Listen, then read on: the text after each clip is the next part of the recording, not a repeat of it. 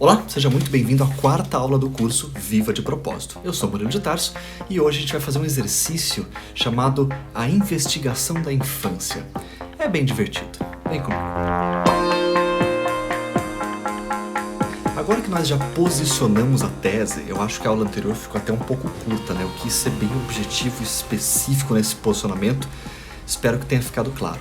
Mas mesmo que não tenha ficado tão claro assim, ao longo do curso vai clareando, não se preocupe. Então, posicionado, que é propósito de vida do ponto de vista do curso, vamos então começar a construir um caminho para alcançar. Então, nesse primeiro exercício, que é muito divertido, vamos fazer uma investigação da sua infância, porque é lá onde você estava livre, sua mente, seu espírito ainda não tinham sido aprisionados pelo paradigma da lógica, pela razão da sociedade, pelos conceitos rígidos de certo e errado, ou do que é sucesso, do que é fracasso, do que se pode e do que não se pode fazer. Então vamos lá, faz o seguinte, eu sugiro que você feche os olhos e ouça apenas a minha voz. Mas se não quiser, pode ficar me olhando também, não tem problema. Lembra quando você era criança e você estava lá brincando com seus colegas, com seus amigos e a sua mãe te chamava para entrar? Tipo, vem tomar banho. Vem tomar banho. Lembra aquela sensação que dava?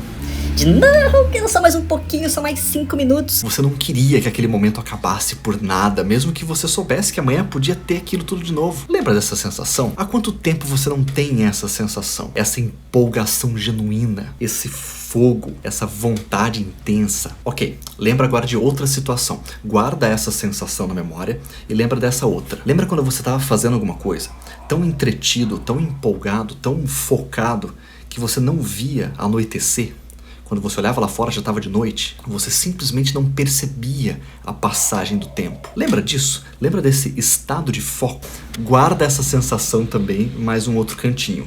Essas duas. E vamos para uma terceira. Lembra quando ia acontecer alguma coisa no dia seguinte e na noite anterior você perdia o sono de tanta euforia?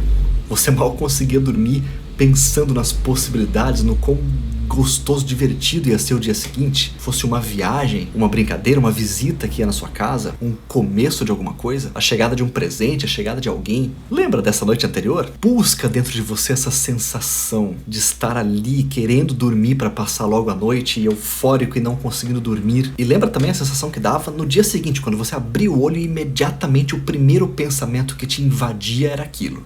Legal, né? Quanto tempo você não tem isso? E agora mais um, o quarto. Guarda mais essa junto com as outras duas e vamos à quarta sensação. Lembra quando você fazia algo ou acontecia algo no seu dia que quando você chegava em casa você não conseguia dormir porque aquilo tinha sido fantástico, você não conseguia esquecer aquilo, você ia pro banho pensando naquilo, você deitava pensando naquilo, quando punha a cabeça no travesseiro, aquele pensamento invadia sua mente e você não conseguia dormir, de tão legal que tinha sido, de tão intenso que tinha sido o acontecimento, o dia, ou seja lá o que for. Já sacou onde eu quero chegar, né? Agora, observe esses 4 sentimentos, essas 4 sensações. Se possível, depois dessa aula, para um pouco o curso, vai para um lugar só teu, para um cantinho e reflita mais sobre isso. O importante de se observar aqui não é a atividade em si que estava relacionada a essas emoções, mas as emoções. Que tipo de atividade conduzia você a essas emoções? Que tipo de vibrações você sintonizava para atingir uma proximidade da sua própria essência? Porque você percebe com bastante clareza que o que te causava essa euforia, essa alegria, esse foco, essa concentração, esse fluxo vital intenso era uma proximidade entre aquela atividade e a sua própria essência, uma sintonia. Ok? Essa é uma reflexão muito importante. Vamos seguir nessa lista porque tem mais algumas coisas interessantes nesse exercício. Responda, por exemplo, com o que você sonhava quando você era criança? Que tipo de fantasia você tinha, mesmo que não tivesse nada a ver com a realidade? Você queria voar? Você queria ser invisível? Você queria ter poderes especiais? Você queria viajar no tempo? O que você queria? Quais eram os seus sonhos? O que dava uma loucura de você pensar? Quanto mais longe você for no passado, quanto mais criança for o objeto da sua investigação, mais loucas serão essas respostas e mais próximas da sua essência. E outra pergunta muito parecida com essa para a nossa investigação. O que você queria ser quando você crescesse? Sabe aquele negócio de o que você vai ser quando crescer? O que você respondia? Você pensava sobre isso? Os adultos ao seu redor te incentivavam a pensar sobre isso? Ou já te plantavam sementinhas de meu filho vai ser médico, meu filho vai ser engenheiro, meu filho vai ser igual ao papai, meu filho vai ser igual tal pessoa? E se sim, se você tinha uma ideia, o que te conduzia a essa ideia? Porque hoje os nossos motivos são completamente diferentes. A gente olha para aquela criança e fala, puxa, que bobeira isso que eu queria ser, que eu pensava. Porque hoje não faz sentido pra gente, ou porque não dá dinheiro, ou porque nos envergonharia, ou porque não é tão popular, ou porque é uma coisa ridícula. Mas quando você era criança, fazia sentido. E por que fazia sentido? O que você imaginava, o que você esperava daquilo que fazia aquilo fazer sentido? Terceira pergunta desse segundo bloco de perguntas. Quando você brincava, quando você se divertia, era no sol ou era na sombra? Era na rua com os amigos ou era em casa? Era na galera ou era sozinho? Era uma questão de expansão ou de introversão? Você vivia as suas aventuras na infância mais falando, contando histórias, ou mais fazendo, executando a coisa? E indo e misturando já com a quarta pergunta. Que tipo de brincadeiras você gostava? Era videogame? Era bicicleta? Eram bonecas? Eram casinhas? Era o gerenciamento de uma vida familiar, como brincar de casinha? Ou era uma aventura como num filme, um pega-pega, um polícia e ladrão? Que elementos você gostava? Baralho, maquiagem, carrinho? Você gostava de fingir, de fazer teatrinho? Quais eram as brincadeiras que você gostava? Quais eram as brincadeiras que você admirava quando os outros estavam brincando, mesmo que você não participasse?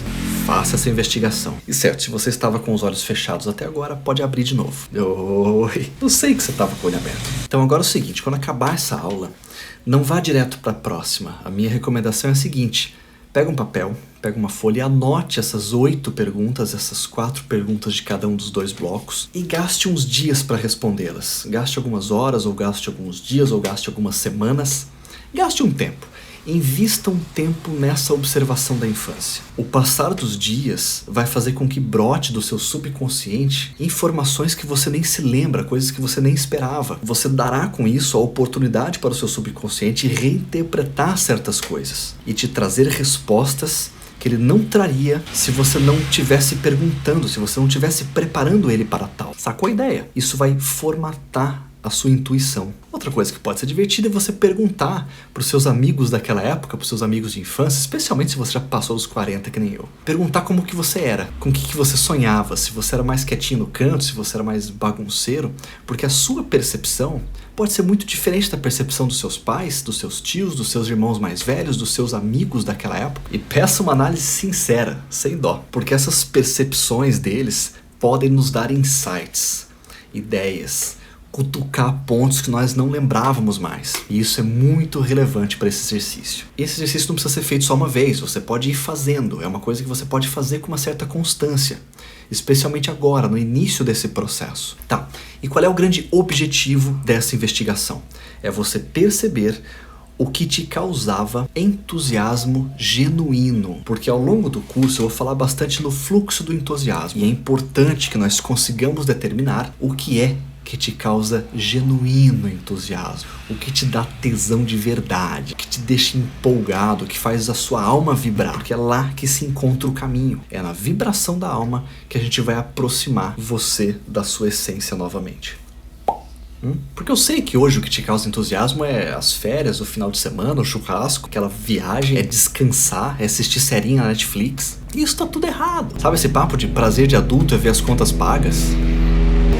Passa o helicóptero, porque se você torce para chegar a sexta-feira logo, se você torce para chegar logo o fim do dia, se você torce para chegar logo o final de semana, e se você fica triste quando o final de semana tá acabando e você precisa voltar para suas atividades cotidianas, tá tudo errado.